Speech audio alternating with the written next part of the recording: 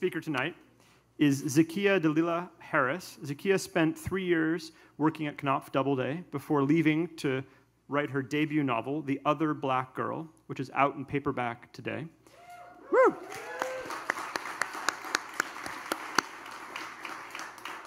Prior to working in publishing, she received her MFA in creative writing from the New School, and her essays and book reviews have appeared in Cosmopolitan, Guernica, and The Rumpus. And she has said, "I find inspiration from Black creatives of yesterday and today, as well as conversations with friends, family, and strangers.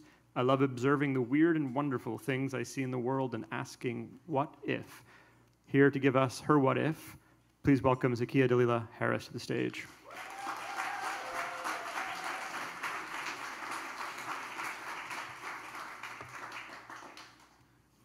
Hi, everyone. Ooh, okay.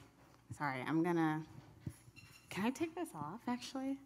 I'm gonna take this off. Woo! I practice this walking around like this at home, so this is the way I feel comfortable. Hi, everyone. How are you? Very excited to be here. My name is Zakiya Dalila Harris. So I always knew most of my life I wanted to be a writer.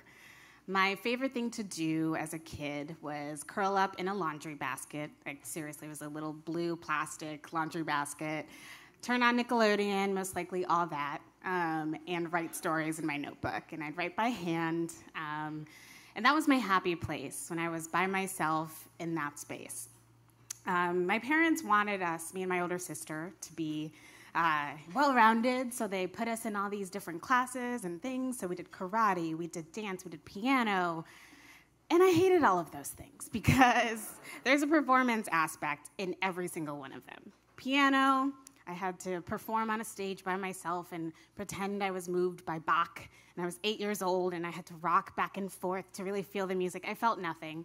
In karate, I had to break boards and be like, hiya, and be aggressive, and I have no aggression in my body. I'm very timid, and I hated it. My sister, though, my older sister, she was always the performer of the family. She was comfortable on stage. She took all the lead roles in high school. She killed all of those performances. In high school, I was in set crew. I wore all black. I got to hide. I got to support everybody else and paint things and not be in the spotlight. And so this also transferred over to my real life, my social life, and then my work life as I got older, of taking these kind of backseat roles, of stepping back. And perhaps my most significant supporting role was being an editorial assistant at a publishing house. Because even though you might get mentioned in the acknowledgments, maybe, maybe, you're still there to really support other people. You're there to help the editor. You're there to help the author, agents. You're really making sure everyone else is doing good and getting everything they need done. And so that's been the things that I've always done. I've been that person in that role. And I think about why. Go down the family rabbit hole. My parents are divorced. They had a pretty bad divorce when I was 12, and I was often the peacemaker, so I'd try to make sure everyone was having a good time and kind of making sure everyone else was good, not really thinking about myself. But then also in school, my social life, I was the only black girl in my class most of the time, from like K through 6th grade, and really into high school because we got separated based on levels. It's a whole thing. That's a whole other conversation. But I was the only black girl, and for me, this meant oftentimes being very aware of how different I was. Now, none of my friends did that. I had a great circle. I never felt necessarily other in that obvious way, but I always was aware of it. Black History Month, always, definitely. Uncle Tom's Cabin, oh my God, it was awful. I'm like, everyone must be looking at me. I just felt so self-conscious, because even though I was very proud to be black, I had that at home. At school, I just wanted to be like everyone else, so I relaxed my hair, I tried to blend in, make myself smaller. And so those are some of the things that I had been thinking about before the pandemic, but the pandemic really made me think long and hard about my personality traits, right? The way that I think a lot of us had to kind of sit with ourselves and think about what we need and don't need from the world. And I realized that I really liked having time to recharge, catch my breath. I'm an extroverted introvert. But the other thing that really caused this to be me to really think about my role as being this kind of supportive role of being in the backseat was the release of my novel, The Other Black Girl, which came out last June. Thank you. It's out in paperback today. I have to plug it. My agent's in the audience somewhere. But yeah, I mean, so let me tell you a little bit about this because it changed my life. I mean, I got the idea for this book while I was working in publishing. And it was simple. It was 2 black women, 1 white workplace, shit gets weird. Like, that was all I knew. But something really weird happened, which was that I had so much fun writing it. And I actually knew how it would end. I knew that I was enjoying it. And when I was a little kid writing all these stories, in that laundry basket, I never finished them, probably because I had Nickelodeon on. But even as I got older, I still had a hard time finishing these things, unless I was getting a grade.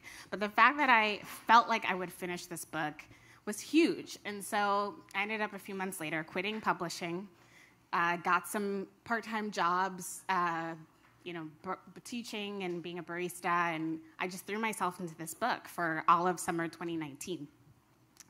And I ended up finishing it. I sent an early draft to my dad, who is a journalism professor, a writer, and perhaps my toughest critic, besides my husband.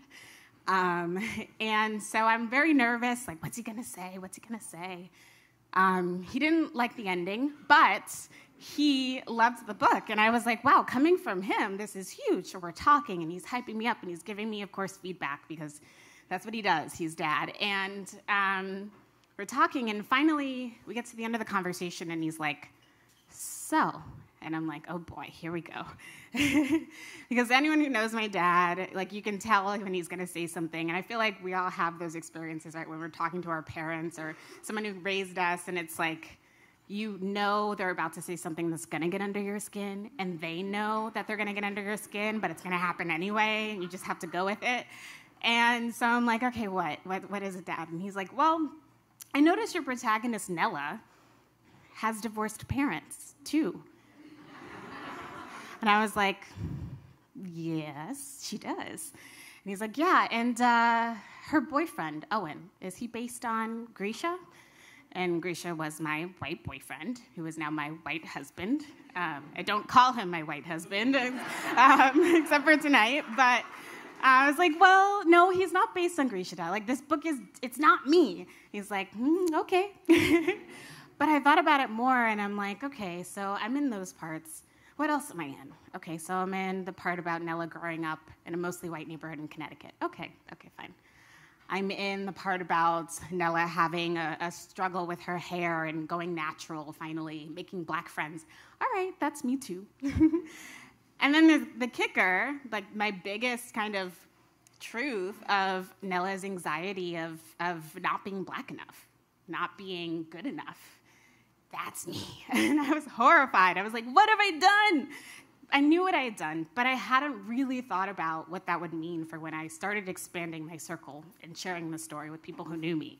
Because I was like, oh, all my friends, all the people that I've never really had these conversations with, ex-boyfriends, everyone's gonna just suddenly know these things about me if this book happens to get bought. Because this was also the other thing. It was still very, very early. But I was like, okay, I'll go with this. I'll go with it.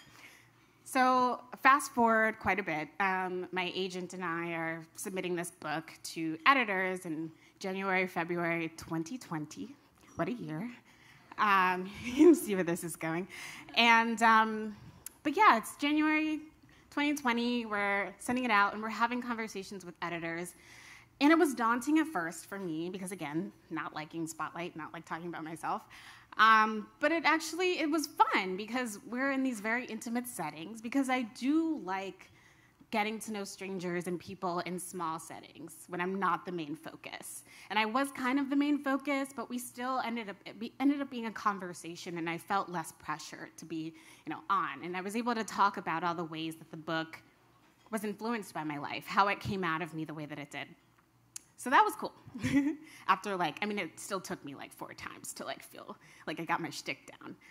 But then I get home, we've fast forwarding a little bit again, sell the book, my dream, my lifelong dream is coming true. Like, I can't believe this actually happened. I was able to write a book that's going to be published. And I get home, and the announcement hits book Twitter, and my Twitter just starts blowing up. And I'm like, oh my God, because I had 20 followers at the time. Like, I was not tweeting. I was only Instagramming with, like, my close circle of friends, and suddenly all of these eyes are on me, all of this attention. Everyone is like, what is this book? And it was all positive energy, right? It was so many wonderful Black people being like, yes, girl, like, you got this book deal. No one gets this. And I felt so lucky, but I also felt terrified because this meant I couldn't just derp around online anymore. I couldn't just be in my laundry basket. I had people looking at me, and they didn't know if the book was good, and so much pressure and so much anxiety. And then a few weeks later, I think you know where this is going, the pandemic hits, and it's like, whoa, all these weird feelings I'm having before about the book, excitement, but still also imposter syndrome, but then also survivor's guilt, because now I've gotten everything I want and the world is burning. And it was such a strange, isolating feeling because I didn't have anyone to really talk about that with, where it's like, why are you complaining about this wonderful thing, while everything else is terrible? Anyway, so that year, of course, after the pandemic, adding on to all of the other pressures was, of course, Ahmaud Arbery, George Floyd, Breonna Taylor, and I'm like supposed to be doing edits, but suddenly my book, which is about a lot of different things, but the biggest thing is race and being Black and working in a white workplace. And there are parts where it's like Nella is processing what it's like to go to work and have to smile and pretend like everything's okay and leave everything at home. But that's impossible, and that's something that Black people have had to do and for a very long time in this country. And we're asked, of course, in 2020 and also now still, like, what can we do to be better by people who aren't Black? What can we do to be allies? Give us your emotional labor. And it's important to be having those conversations. But for someone like me who really hadn't been having those conversations as a young person, because again, I didn't like being different, and I'd only just started having those conversations, it was pretty weird. It was weird to suddenly be a spokesperson. I had set out to write a book about 2 Black women. I hadn't set out to, address 400 years of institutional racism. So it was like a lot to step into, and I'm still figuring it out. Like, I was thinking about this speech, and I was like, what can I say? Like, I still feel that anxiety. I still feel that knee-jerk response to say no when I'm asked to appear in events. Even tonight, I said yes, obviously, because I'm here. But I was like, what other topic can I hide behind? Like, besides my book, the biggest thing that happened to me in my entire life. I was like, I'm a Real Housewives of Potomac County stan now. That's a big thing. I drink seltzer now. Like, I can talk for 10 minutes about this. And it's like, no, you can't. You need to, I said this, my husband said this, like, you need to be honest. You need to be open. And even if I risk sounding ungrateful or, feeling guilty about it, this is my truth. And I know that at the end of the day, even though I am so tired of cracking myself open wide and sharing personal details and anxieties about myself with strangers, I also still very much feel that, there was something in me in 2019 that felt brave enough, strong enough, felt like my story was important enough to share with the world and climb out of that laundry basket. So if it's a little bit of nerves and all of those things, like, at least I have experiences like this, experiences like the one I had last night I did an event in Philly, and this group of AKAs just like hung out at the end and were like so excited for me. And one woman just said, "Thank you for telling our story." And those are the things I hold on to and hold dear to me. But just know that when I go home tonight, I'll be overanalyzing every single thing that I said. So, thank you.